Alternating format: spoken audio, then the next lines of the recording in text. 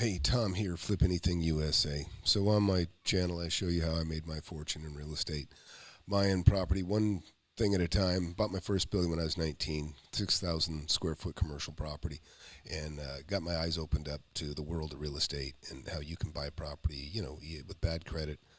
Good credit makes it easier for sure, but you can start. You can start really young, and or you can start really broke. And so I share on my blog how I've done it. I made tens of millions of dollars in property, and it's just really nothing special about me. A lot like this guy here. I'm the uneducated real estate guy, you could say. I dropped out of high school and went to work with my hands, like a lot of people do. And but so today, I did a video the other day, and the sound came out so poorly, and people enjoyed the video, but they said they couldn't hardly hear it. So I'm just going to redo it. I'm running him at a little bit of high speed, but we'll get into it.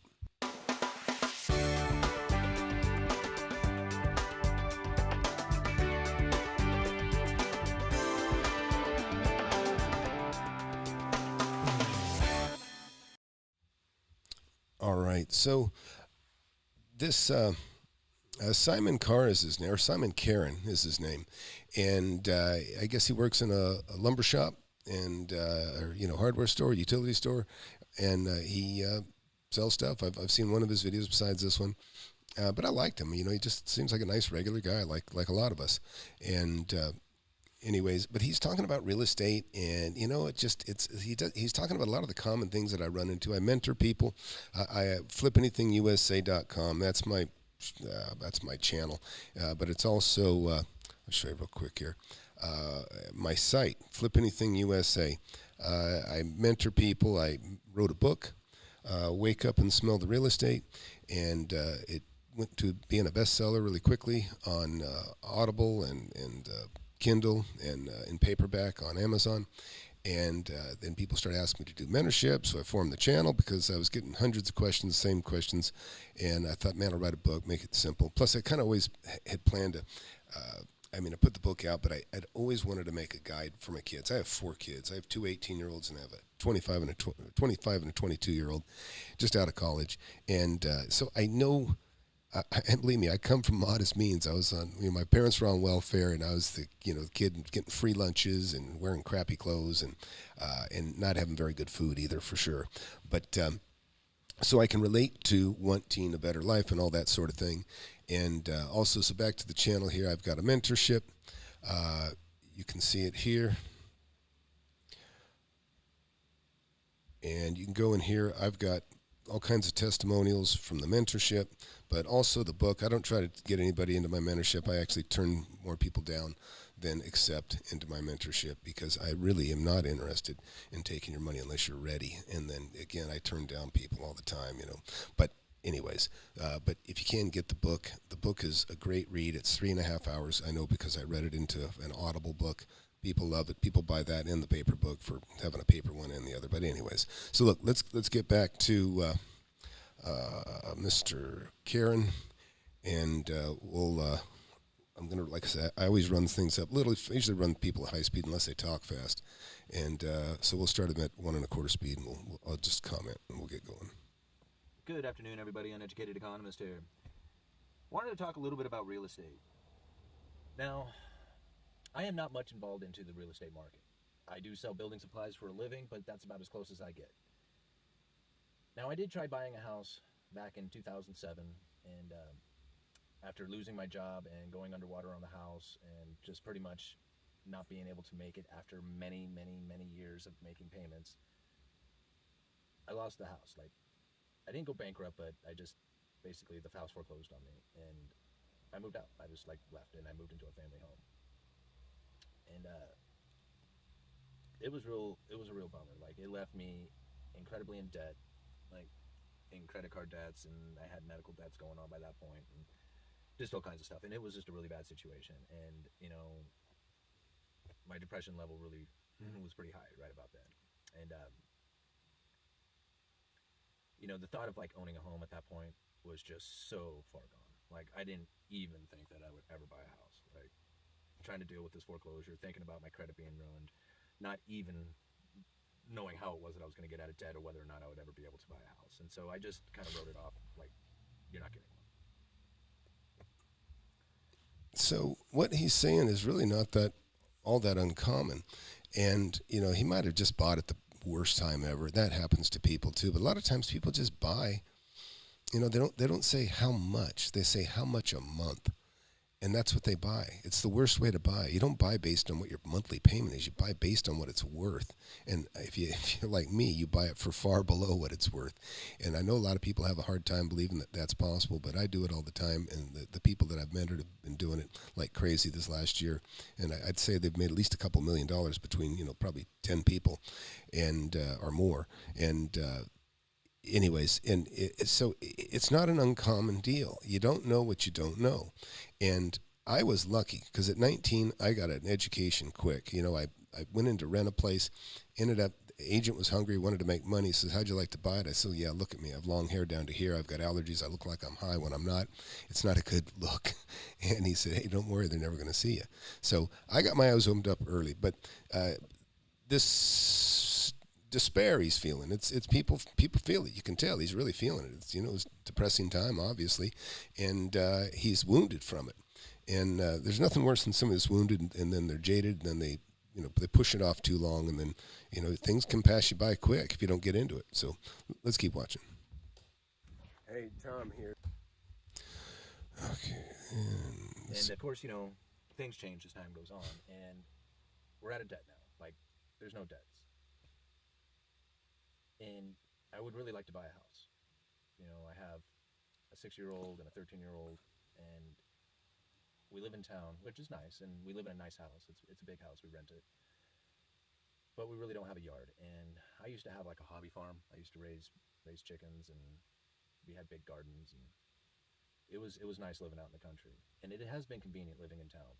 And I was, able to make good use of being here, as far as getting out of debt and building up a bit of a savings and stuff.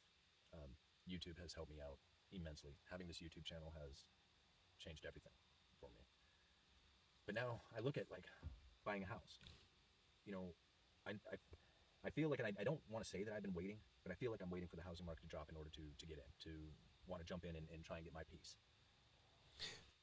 So that is like one of the biggest mistakes you can ever make. And I like that he's just sharing his thoughts and talking so, openly and honestly. But this is what people do. They get the fear. You get burned. I've been over-leveraged. I've been over-leveraged several times in my life, but, I made through and I got through it. But I always had a plan. I always knew I could, I had hedges of some sort. And your number one hedge to buy in real estate is buying it under market, okay? Because things can go down. They do. They can go down. Like right now, things are just skyrocketing. All my assets have probably gone up 20% in the last 3 months. It's crazy. All the houses anyways. I have a lot of houses, and I have a lot of commercial and office rentals. I have about 130, it's going to be about 180,000 square feet pretty soon of rentals that I maintain. And all mine. And the houses though have gone from like, some from 300 to 450, others from 450 to almost 700,000 now. So I'm unloading those because I know this is a great time to unload. Now, it's also a great time to buy. I bought a house yesterday. And why am I buying a house yesterday? Well, because I'm not paying today's price. I'm buying yesterday's price or several months ago's price. I'm always buying below market. Whatever it's worth today, I'm going to pay less for it. And that is your hedge against tough times. The other thing right now, you got great interest rates. Interest rates are so low right now. Think of this. When I bought my first home, I was 25 years old when I bought several properties before that, but the home that I bought for myself, that I borrowed money conventionally, I borrowed at 9 1/8%. It was 9 1/4, and they gave me an eighth off when I opened up a bank account. So 9 1/8. Okay, that's so on 100,000. I was paying. You guys pay less interest on 400,000 right now than I paid on 100,000. Okay, so you got a huge advantage now when it comes to buying because your interest is so low, and that means your payment is so low, and that is a huge advantage, is that affordability. So right now, and I was reaching out to this Simon. Look, Simon, I'll mentor you for free. I have a course. You can just email me. I'll put you in for free because I don't want you to miss this window. It is a great window to make money. It's also a great window to buy property. If you can buy under market and get that interest rate, oh my gosh, I mean, there's nothing better than that. And he's got all the right incentives. He's got a couple of young kids, and that time goes by. You think your kids, you got them till you're 18, but really, by the time they're 13, they're already kind of starting to get done with you, which is what hurts your heart. But it's a reality. So anyways, but let's keep listening to what he's got to say. A lot of good stuff in what he talks about. And as time goes on, and I'm watching these houses get more and more and more expensive, and I'm thinking, man, if you don't do it at some point, you're going to just miss out on your opportunity altogether. Even if the housing market drops at some point, you're going to be, how long are you going to wait? I mean, are you ever going to enjoy it? Every year that passes is another year you don't get it. You don't have it. So it's really difficult for me to try and say, okay, at the height of the housing market, go out there and look for a house to buy. Not knowing how far out, like in 6 months, are we going to see a downturn in the housing market? Is it going to take 6 years? What if it never turns? What if the inflation does kick in and it just causes the asset prices to just continue on upward without ever pulling back? And I think, am I really just going to wait my entire life and never do it? I like that he's thinking it through, but he's talking like a retail buyer. Like he says, oh, what are we going to do? Things are going to go up and then they're going to go back down. Well, don't buy at full price. You don't need to. Look, listen, just think about anybody watching that already has piece of real estate. You think about, what's your property worth? Well, unless you just looked because you heard how crazy prices are going, maybe you looked a little bit recently, but your mind is usually set back a couple of years in general. And a lot of people sell property, they just kind of put it on the market, and sometimes the agent doesn't do their due diligence, and sometimes people don't do their due diligence. Sometimes they just don't care. They just want to get it unloaded. One time I went on vacation, and when I came back from vacation, there was a for sale sign on the property across the street from me, and I go, oh, I can't believe it. I want this property. I ran, and in fact, it had a for sale sign, and it already said pending. Somebody was already buying it. And I called that agent and I said, hey, listen, what's the deal on that? And he goes, oh, we've already got multiple offers, but it's already sold. And I said, look, I want to make a backup offer right now. I go, what was the asking price? He said, $225. I go, $225. I said, I'll give you $250. And, this is like 15 years ago. And maybe more than that. Actually, more like, it's hard to believe. It's probably been 25 years ago. Anyways, so he was like, oh, he was a little bit offended because I said, man, you sold it too cheap. I said, tell her to cancel that deal, or don't let her sign it because I'll give you more. And he really wasn't being receptive to my idea. So I just walked straight across the street, introduced myself, and said, hey, you know what? I wish I'd have talked to you before this, live across the street. And I said, but I want to buy your property. I heard you put it for $225. I said, I'll give you $250. I said, I'll even give you $275. I said, if you haven't signed it, I'd like to buy it. And she just burst into tears, and it wasn't because I offered more cash. She just started crying, and she said, my husband left me, and I just want to get out of this place. So my point is, the motivation isn't always money, and people do sell under market. And I just said, oh, well, I'm sorry. And I said, if you change your mind, I'm across the street. And I left, and somebody got one hell of a deal. I would have probably paid $350 for it back then. It's probably worth $1.5 million now or more. It was such a big, beautiful parcel. And that's the other thing. You got to keep your mind open to sometimes big opportunities just in a piece of land. Okay, but everybody, oh God, land's scary. It's complicated. Oh, it's really not. You know what? I mean, a house is on a piece of land. So you think it's more complicated buying a house than it is a piece of land. But it all really is about knowing what value is, and that's what I teach people. Is you got to know what value is. As long as you know what value is, it's like, think about this. You go buy a car. You do your shopping. You're looking around. You don't want to pay too much. And whether you buy new or used, you make sure you're getting the best price you can get. Well, you've got a really good idea what that car is worth. And then you make your decision and you buy. And sometimes you get a really good deal because this thing's worth $20 and I can get it for $15. And you buy your car at a great deal. Or you just, what it's worth and you don't pay too much. Okay, that's like a retail buyer. Well, why throw that knowledge away? You've invested this time looking at this specific kind of car. You don't have to stop there. You can buy the car you want, but you can keep looking because now you're an expert at that car, what that car is worth at that time. Well, it's the same thing, but I do it with real estate. I just keep buying. I buy a house, I buy another house, I buy another house, I buy another. Why throw that knowledge away? I know a good deal when I see one. If they want 200, I can get it for 150. I buy it. Keep looking, keep looking, keep looking, keep looking. See another one? Oh, I'll take it. 150, or or even sometimes 100 for a $200,000 house, or relative to any size. It could be $1 million home you get for 600, but that's the difference of a retail buyer and an investor. You got to think like an investor. But let's keep watching. So today I was thinking about it. I'm looking at houses, and there's a particular area that I want to live in, and there's literally 12 houses for sale out there. Very expensive fixer-uppers or very expensive nice houses. Very expensive.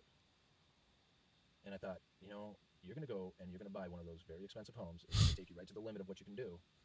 And just like everything else I've ever done, every stock I've ever purchased, anything I've ever invested in, it's going to turn. And you're going to have to take a hit on that. And it just tears me up to think that that's what's going to happen. Yeah, he really can influence the market by making a purchase, okay? And but it's a fatalist attitude. But it's because, and I can tell you right now, Simon, look, the problem is you don't do your homework before you buy. You just buy. You just buy, and you have to do your homework. You have to know value. Listen, I'm not afraid to buy anything. I'm more afraid that it's not gonna close. When I go to buy a property, if somebody's nervous about buying something, it's because they lack knowledge. When I buy something, I'm salivating. Let's get this thing closed. It's worth more than I'm paying for it. That's how you should be. Not, gee, I hope the market doesn't go down. You don't even have any. You shouldn't even have that fear. So, anyways, let's keep going. Really like this guy. He's very honest, very down to earth. And that here I am pursuing. It's just something like that's going to happen, and yet you're going to go and attempt to do it. You're going to go and try and buy this house. And so I got to thinking about it. It was just man, I wish there was just a way to hedge it. And then I thought, there is. There's stock. There's ETFs that will short the real estate market. And I thought to myself, well, what if you bought into a bunch of that ETF? That is a terrible idea. So you had a really big chunk of that. Then, if you bought that super expensive home, and things did turn, and you go underwater on that, those ETFs, those short positions that you have purchased, should do pretty dang well. And you may. Yeah. So look, I can see why he gets himself in financial trouble, with all due respect. But you're basically betting against yourself, right? You're betting against yourself. You're getting a hedge against your purchase. So you're investing in stock that's going to make you money if you lose your ass on your house. It's a terrible idea. Just do your homework on the purchase of your home, okay? And you'll hit a home run. And you'll have equity on day one. And if the market starts to turn, you can go, you know what, I better sell this. And you can, and I've got a chapter in my book called Leapfrogging. And if you have to, you can because you bought it right and you bought it at a discount, you can sell it at a discount and you can get rid of it before the market catches up with you going down, and you can get out of it. But really, right now, you buy a property enough under market and you get a great interest rate, I mean, you're set. You can just sit in that thing and you can ride the downturn out. Even if the values might just drop down to about what you paid for it, making it worth what you actually paid for it. And that's in the downturn, right? And you got a great interest rate. You got your kids got to go to the school you want to take them to. You got to have your hobby farm and all that sort of thing. So your quality of life goes up. But you can't bet against yourself. It's just silly. It's like some people, they say, oh, I have a lot of eggs, different eggs, like diversify. Well, a lot of people, they just really watch the basket that they have really well. And that's what I do. When I diversify, it just means I buy different kinds of property, commercial buildings, industrial buildings, apartments, acreage, land. Land will eat you up a little bit because, it's a negative unless you can rent the lots, which I've rent lots to, for various reasons. I have a food trailer park on a vacant parcel of property next to a building that I bought. I bought an elementary school. I bought all kinds of property. And like I tell you, there's no bad property. There's just bad deals. Okay, don't make a bad deal. And you'll never get hurt. So let's keep listening to Simon. May be able to offset the downturn on the real estate prices by purchasing the real estate shorts as kind of like an insurance policy. Yeah, it's a terrible idea. Don't do it. That's actually not a bad idea. It's a horrible idea. Really just a few $1,000s into some of these real estate shorts that do 3 times what the housing market does. Well, if there's a huge drop in housing, those ETFs could do quite well. And having a few $1,000s at it right now, putting a few $1,000s at them, really isn't a bad play. It's a horrible you're going play. to buy in. Save your cash. Save your I don't- cash. I don't know. I mean, I'm not an investor. Don't take this as investment advice. It's just me thinking of an idea that I could do to feel a little bit more comfortable about going out there and buying very expensive real estate.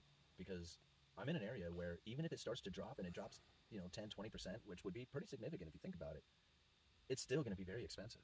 I mean, my area is certainly not a place to have like an average job and then try. You know what? I believe he's in Astoria, Oregon, and they filmed a movie, and it's just one of the most beautiful scenic places. And it's near the ocean. I believe that's where he's at. Arnold Schwarzenegger did a show, I think it was called Kindergarten Cop, but it's gorgeous. If you haven't turned that on, you can see how beautiful place he lives. In fact, Simon, you get in my mentorship, and like I said, I'll let you in there for free, but I'd be interested in having a property out in that area myself. So I'll show you how to bird dog, and we'll find you something over there. And that's what I do. That's what I do with my students. I mean, listen, students, they have my phone. They have my phone number. I say, don't call me, text me. And when by the time they read the book and they go through my course, they're smart. They're smart. They don't know everything. But when they call me, it's a really valid thing. It's like to help them through escrow, through the deal. They're going to get the deal now. And, of course, I'll proof it a little bit and help them through it. And like I said, I've got students that have just, changed their world around. In the ideal age is like this guy. He's like 40-something. Anybody between 30 and 50 has just excelled and done extremely well in my mentorship. And people just that read my book, look at the testimonials of my book and the videos. I've been doing videos for years here. And, it's work, but it's nothing like working your whole life. Not like working a job forever. I mean, it's not. When you say it's hard work, when I say it's hard work, it's work. You got to do some work. You got to use your head, and you got to do some work. And what we call bird dogging. You're looking around, and you're comparing properties, you're comparing values, and you'll become sharper than any appraiser in your area.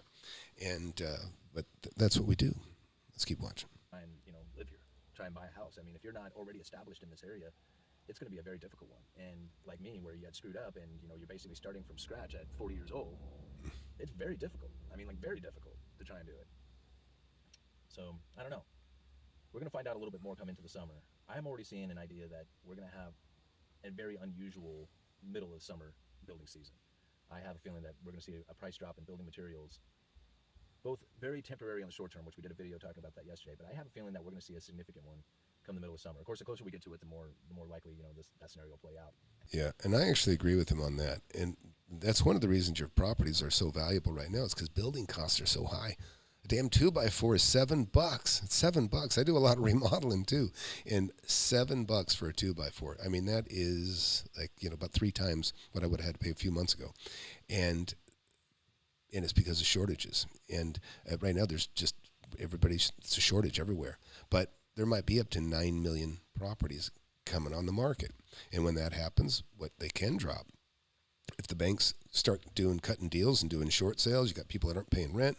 You got landlords that just want to get rid of their property. They want to get stuck. They also see the property values going up. So they're going to start putting their property on the market, and then they're going to try to get top dollar, but they're going to be competing with everybody else that's got their property on the market, and then values will start going down. And so I'm not discouraging you. I'm still buying. Like I said, I bought a house yesterday. I bought one month and a half before that, and I bought one three months ago from today as well. And I'm buying multiple buildings right now too. I'm probably going to spend almost $6 million this month or within the next 2 months. So opportunities are everywhere. You just, like I said, there's no bad deals. There's no bad real estate. There's just bad deals. You can buy just about anything and make money. So please subscribe to the channel, and let's listen to the rest of what he's got to say. There's not much more, and let's keep listening. And depending on what circumstances change between now and then, who knows? Who knows what will happen. But anyway, I'd like to get you guys' thoughts on that. To be able to hedge an expensive mortgage out there on an expensive house or something, to be able to hedge that by buying into some real estate short positions, some ETF real estate short positions. And that way, if the housing market crashes, you just cash in the ETFs and put it towards the principal of the house and bring it back above water again. I think it's a pretty good idea myself. But you guys let me know. Uneducated Economist. Well, that's a cool video. It's pretty cool that he shares so much. Again, like I said, I wouldn't touch it.